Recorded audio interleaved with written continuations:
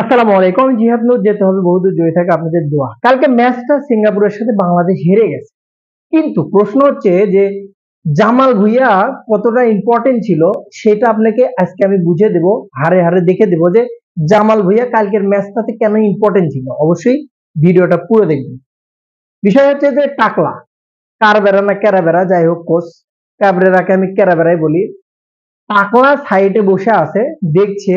প্রথম ইস্যু যেটা আসি যে কোন প্লেয়ারটা নামাবে, বিসিবির একজন কর্মকর্তা সে লিস্ট নিয়ে হাতে দাঁড়ায় আছে যে না অমুক প্লেয়ার নামাবে। তখন ম্যাচের সময় 83 থেকে 84 মিনিট, যে সিচুয়েশনটাতে হামজা রেগে গেছিল। হামজা বারবার বলছে আমাদের ম্যাচে কামব্যাক করতে হলে এই যে গরম যে মুভমেন্টটা, বারবার অ্যাটাকটা বাংলাদেশ করছে 80 মিনিট পর, বারবার যে গোলের যে চাপানোর একটা চেষ্টা করছে, শোধ করার একটা চেষ্টা করছে, ওইটা যদি ঠান্ডা হয়ে যায়, আপনি যদি কাউরে ফিডান মারেন, যদি কাউরে আপনি কিছুক্ষণ 5 মিনিট 10 মিনিট ঘুরে এসে যদি ওই লোকরা আপনার মারতে পারবেন না, কিসের জন্য? জিনিসটা কিন্তু ঠান্ডা হয়ে যাবে, আপনার মন মেজাজটা কুল হয়ে যাবে, তখন আর মারতে পারবেন না।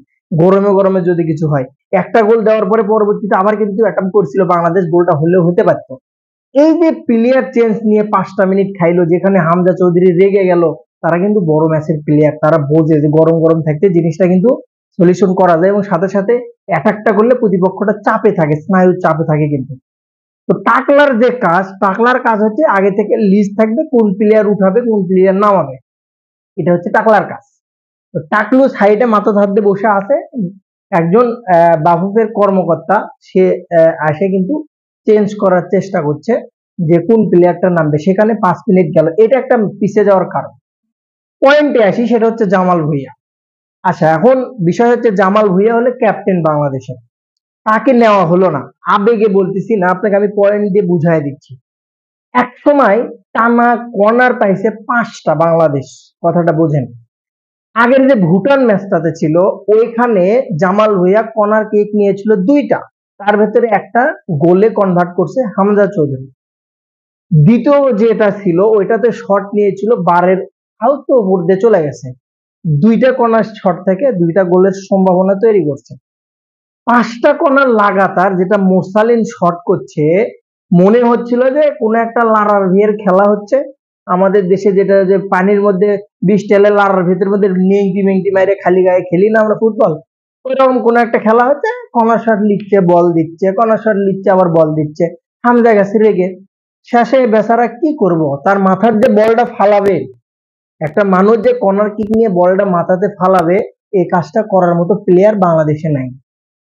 তাদের নিয়ে আপনি কি আশা করবেন? বাংলাদেশি প্লেয়াররা যদি যে যে যারা বিদেশি বাংলাদেশি খেলতে আসে, তাদেরকে যদি আপনি সাপোর্ট না দেন, তারা তো সারা জীবন আসবে যাবে আসবে যাবে খেলবে, ঠিক আছে, কিন্তু ফুটবলের গোড়াটা হচ্ছে আমাদের বাংলাদেশে। সেখানে যদি আপনি গোড়াটা তৈরি করতে না পারেন, তো সারা জীবন তাহলে তো লাভ কি? লস তো তাহলে।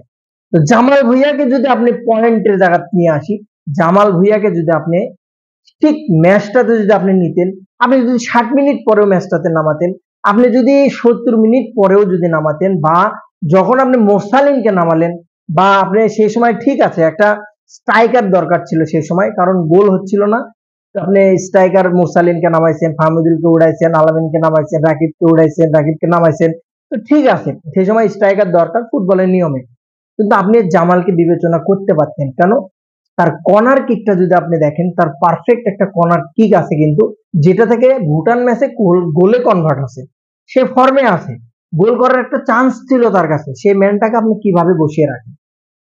এটা হলো সিন্ডিকেটের মায়ের বা টাকলা ঘোরা ভালা ভালা।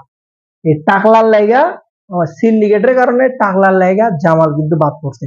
ফিটনেসে কোনো সমস্যা নাই, ভুটান ম্যাচে ভালো পারফরমেন্স, গোলের একটা সুযোগ ছিল, একটা অ্যাসিস্ট করেছে সে, সেখান থেকে হামজা গোল করেছে, প্রবলেম কি?